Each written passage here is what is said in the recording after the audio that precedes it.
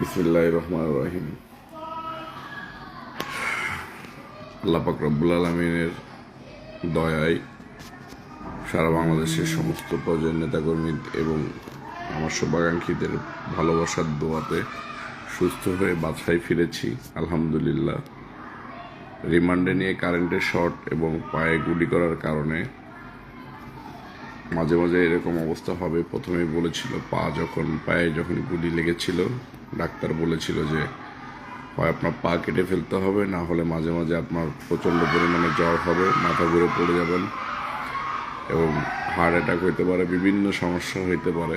তো তখন পা কাটতে দেই নাই ডাক্তারকে, আমরা অনুমতি দেই নাই যে পা কেটে ফেলার জন্য।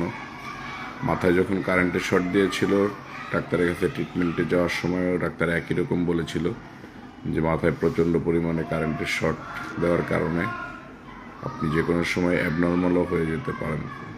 সেটার ধারাবাহিকতাই কালকে সকাল থেকে মাথা ঘুরে ঘুরে পড়ে যাচ্ছিলাম কয়েকবার। এখন পর্যন্ত মাথা ঘোরা বন্ধ হয় নাই। এই যে 2 দিন হসপিটালে থেকে ট্রিটমেন্ট নিলাম, কোনো পরিবর্তন হয় নাই।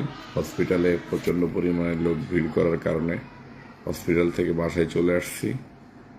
আল্লাহ পাক রব্বুল আলামিন যেন আমাকে সুস্থ করে দেয়। আপনারা সবাই দোয়া করবেন। আসসালামু আলাইকুম, সকলকে ধন্যবাদ।